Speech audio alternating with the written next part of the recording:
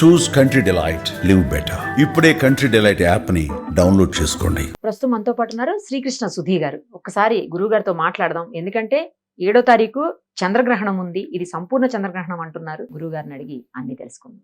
గురుగారు నమస్తే అండి. నమస్కారం అండి. గ్రహణం బ్లడ్ మూన్ అంటున్నారు. ఇది ఎరుపు బాగా ఎక్కేటువంటి చంద్రగ్రహణం ఇదన్నట్టు. ఎందుకు అలాగా? దీనివల్ల ఏమన్నా ఇబ్బందులు ఉంటాయా? ఈశాన్య శృంగం ఎక్కడైతే గ్రహణం ప్రారంభం అవుతుంది, ఏడు పక్క నుంచి వెళ్తుంది, ఆ పక్కన ఉండేటువంటి మిగతా గ్రహాలు కానివ్వండి, ఇప్పుడు ఏదైనా సరే కాంతి రిఫ్లెక్షన్, చంద్రుడు అనేది సొంత కాంతి కాదు, సూర్యుడి యొక్క కిరణాలు రిఫ్లెక్ట్ అయ్యి మళ్ళీ దాన్ని ప్రతిఫలింపజేయటమే చంద్రుడి యొక్క లక్షణం. అలానే రిప్రజెంటేషన్ ఆఫ్ స్టార్స్ కూడా ఇప్పుడున్న నక్షత్రాన్ని బట్టి, ఉన్న రాశిని బట్టి, ఆ పక్కన ఉన్నటువంటి గ్రహాల యొక్క ప్రతిఫలించేటువంటి కాంతిని బట్టి, అందుకని ఈశాన్యం నుంచి మొదలుపెట్టి ఇప్పుడు మీరు కొన్ని గ్రహణాలు గమనిస్తే బ్లడ్ మూన్గా ప్రారంభమై బ్లూ మూన్గా వచ్చి తర్వాత ఎండ్ అయ్యేటప్పుడు మామూలుగా వైట్ మూన్గా ఎండ్ అవుతుంది. ఇక్కడ ఏంటంటే ఇది కొంత మీరు ఇలా వచ్చినటువంటి పరిస్థితులు భూమికి ఉండేటువంటి కోణాన్ని బట్టి, భూమి మీద మనం చూసేటప్పుడు ఆ కోణం యాంగిల్ని బట్టి కూడా కలర్ వస్తుంది. దాన్ని బట్టి ఈ చంద్రుడి మీద ఉండేటువంటి ఇది కొంచెం కొంత విపత్కర పరిస్థితిని సూచిస్తున్నది. సముద్రం నుంచి కానీ లేదంటే వచ్చి ఒక రకమైనటువంటి జల ప్రమాదాలు. చంద్రుడికి జలానికి అవినాభావ సంబంధం అండి. మీకు ఉదాహరణ పౌర్ణమి నాడు అలలు ఎక్కువ వస్తాయి, ఆటుపోట్లు ఎక్కువ ఉంటాయి అంటారు. ఇది చంద్రగ్రహణం అంటే భూమికి కొంచెం దగ్గరగా రావటం వల్ల కూడా ఆ నీళ్ళ మీద ఎక్కువ ప్రభావం చూపెడతాడు. తద్వారా వచ్చేసేసి నీళ్ళు కొంచెం చంద్రుడు వల్ల ఇబ్బంది పడి సముద్రం నుంచి ఉపద్రవం రావచ్చు. సముద్ర తీరరేఖలో ఉండేటువంటి రాష్ట్రాలు ఏవైతే ఉన్నాయో అవి కొంచెం ఇబ్బంది పడతాయి. లేదు, ఈ గ్రహణం తదుపరి పరిస్థితుల్లో తీరరేఖలో ఉండేటువంటి రాష్ట్రాలను పరిపాలించేటువంటి వ్యక్తులకు కూడా గండం చెప్పచ్చు. అంటే గ్రహణాల సూచన రాజుకి సంబంధించిందిగా ఎక్కువ చెప్తాం. అది ఇప్పుడు పరిపాలించేవాడే రాజు అనే భావంతో చూసుకున్నట్లయితే, ఎవరైతే ఇప్పుడు ఆంధ్రప్రదేశ్ తీరరేఖ ఎక్కువ ఉంది, గుజరాత్ తీరరేఖ ఎక్కువ ఉంది, అలా సీ కోస్ట్ ఎక్కువ ఉన్నటువంటి రాష్ట్రాల్లో పరిపాలించేటువంటి నాయకులు ఎవరైతే ఉంటారో వాళ్లకు కొంత గంటకాలమైనటువంటి కాలం కింద చెప్పచ్చు. కొంచెం ఇబ్బందికరమైన పరిస్థితులు. ముఖ్యంగా ఆంధ్రప్రదేశ్ రేవతి నక్షత్రం సూచిస్తుందండి మీనరాశిలోకి. అందువల్ల మీనరాశి కొంత ఇబ్బందికరమైన పరిస్థితులు ఉన్నాయి కాబట్టి గ్రహణం వల్ల అది ఆంధ్రప్రదేశ్ని పరిపాలించేటువంటి చంద్రబాబు నాయుడు గారికి కానివ్వండి, లేదంటే ఆ పార్టీలో ఉండేటువంటి కొంత వ్యక్తులకు కానివ్వండి, కొంత అనారోగ్య సూచనలు కానివ్వండి, ఆరోగ్య భంగాలు కానీ జరగడానికి అవకాశం ఉంది. గ్రహణ శాంతి తప్పనిసరిగా చేయించుకుంటే మంచిది. రెమెడీస్ కూడా చెప్పేయండి. ఎందుకంటే ప్రతి దానికి పరిష్కారం ఉంటుంది, అలాగే దీనికి కూడా రెమెడీస్ ఉంటాయి కదా. ప్రతిదానికి ఉంటుంది. ఇప్పుడు ఎందుకంటే అంటే ఇప్పుడు సమస్య చెప్పడంతో మన బాధ్యత తీరిపోదు, పరిహారం కూడా సూచించాలి. సహజంగా రాహుగ్రస్త గ్రహణం, రాహుకి సంబంధించినటువంటి మంత్ర జపం కానివ్వండి, సంబంధించిన శాంతి చేయించుకోవాలి. అలానే వచ్చేసి చంద్రగ్రహణం, చంద్రుడు ఇబ్బంది పడుతున్నాడు కాబట్టి ఈ కుంభరాశిలో పుట్టిన వాళ్ళు కానివ్వండి, లేదంటే శతభిష నక్షత్రం, పూర్వభద్ర నక్షత్రాల్లో జన్మించిన వాళ్ళు గ్రహణాన్ని చూడొద్దు. సాధ్యమైనంత వరకు గ్రహణంలోకి బయటకు వచ్చి ఎక్స్పోజ్ అవ్వకుండా ఉండటం మంచిది. అందులో అర్ధరాత్రి పూట జరుగుతుంది 9:30 తర్వాత కాబట్టి జాగ్రత్త తీసుకోవడం పెద్ద కష్టమైన పని కాదు. అందువల్ల ఆ గ్రహణంలోకి ఎక్స్పోజ్ కాకుండా ఉండండి. తర్వాత వచ్చేసి గ్రహణం అయిన తదుపరి పట్టు స్నానం, గ్రహణం స్టార్టింగ్లో స్నానం చేసి గ్రహణం విడిపోయిన తర్వాత మళ్ళీ స్నానం చేసి తర్వాత రోజు ఉదయాన్నే స్నానం చేసిన తర్వాత శివాలయం కానివ్వండి, లేదంటే మృత్యుంజయపూర్వకమైనటువంటి చంద్రగ్రహానికి రాహుగ్రహానికి శాంతి హోమం లాంటిది జరిపి ఒక వెండితో చేసిన చంద్రబింబాన్ని, రాగితో కానీ వెండితో చేసిన కానీ సర్పాన్ని, ప్రతిమను దానం చేయండి. ఈ విధంగా చేస్తే గ్రహణపరమైనటువంటి ఇబ్బందులు తొలగడానికి అవకాశం ఉంది. జనరల్గా కొన్ని గ్రహణాలప్పుడు కొన్ని రాసులకి ఇబ్బంది అవుతుంది, కొన్ని రాసులకి బాగానే ఉంటుంది. అంటే ఏంటి దానికి అలా కారణం ఏంటి? అసలు ఆ రాశులు బాగుంటే ఈ రాశులు బాగోవు అని చెప్పడానికి ఏంటి రీజన్ అసలు? అంటే గ్రహణం ఆ రాశి నుంచి ఏ స్థానంలో ఏర్పడుతుంది. ఓకే, ఇప్పుడు మామూలుగా మీరు గమనిస్తే ఇప్పుడు మేషరాశి నుంచి లాభస్థానంలో గ్రహణం ఏర్పడుతుంది. ఇప్పుడు అలానే కర్కటక రాశికి చూడండి, లగ్నాధిపతి అష్టమంలో ఉన్నాడు చంద్రుడు, దోషం. ఆ చంద్రుడికి మీద గ్రహణం పడుతుంది, దోషం మీద గ్రహణం అయ్యేసరికి మైనస్ ఇంటూ మైనస్ ప్లస్ అవుతుంది. అలాగనే ఏంటంటే లగ్నాధిపతి అష్టమంలో ఉన్నాడు, అష్టమంలో ఉన్న లగ్నాధిపతి మీద రాహుగ్రస్త గ్రహణం అంటే అష్టమంలో ఉండటం దోషం. దాంతోపాటు ఏంటంటే గ్రహణం కూడా అయ్యటంతో దోషానికి దోషం అంటే మీకు మేలే కదా. అలాంటి తృతీయ స్థానం ఉపచయం అంటాం.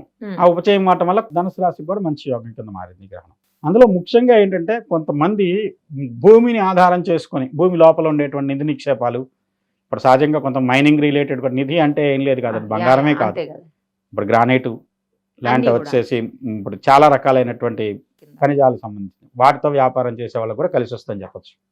రైట్. ఇంకొకటి ఏంటంటే ఫుడ్ ఈ టైం నుంచి ఈ టైం లోపలే తినాలి, ఈ రాశుల వాళ్ళు ముఖ్యంగా 6 గంటల కనీస వ్యవధి పాటించండి అని చెప్పి ఎవరో అంటుంటే విన్నాను నేను. నిజమా అండి? ఇప్పుడు ఆహారం తినకూడదు అని చెప్పి ఎందుకు చెప్తున్నారండి?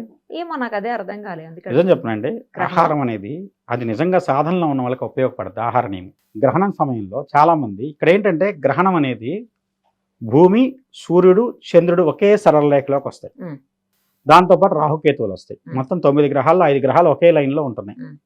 తద్వారా ఏమవుతుంది, మనం కేంద్రీకరించడానికి అనుకూలమైన సమయం, దృష్టి కేంద్రీకరించడానికి.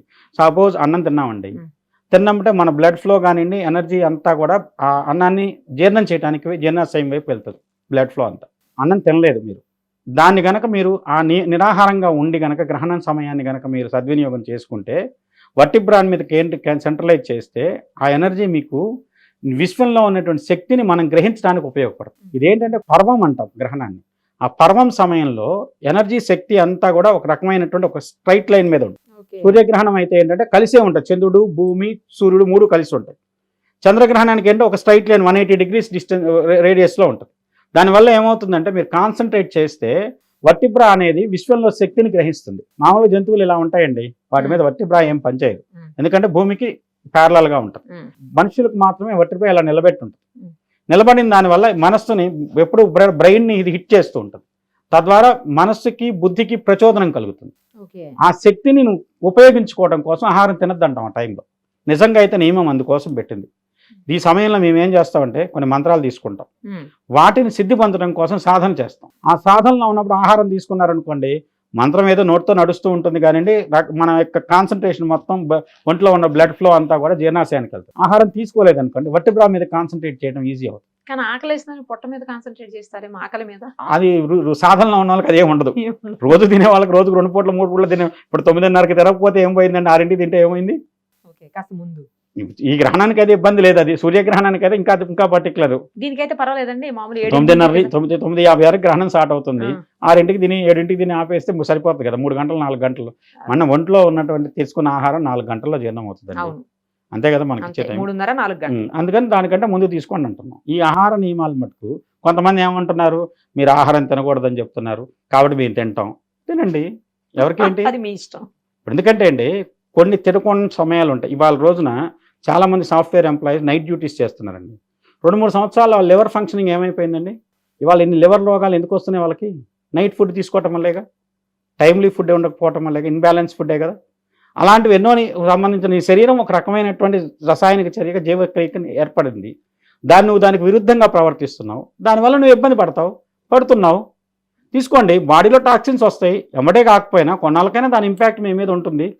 రాత్రిపూట 1 గంటకు నేను భోజనం చేస్తానంటే తినండి, అది మీ ఆరోగ్య సంబంధించిన సంబంధించి. అయితే నిజంగా అయితే అందరినీ కూడా తినటం మానేసేయండి అని చెప్పలేదండి. నిజంగా ఒక నియమంగా పెట్టుకున్నది ఆ గ్రహణం సమయంలో సాధన కోసం పెట్టుకున్న నియమం. మీరు కూడా చేస్తా అన్నారు, చేయండి, మంచిదే కదా, తప్పేం కాదుగా. ఒక పూట తినకపోతే చనిపోం కాదు కదా.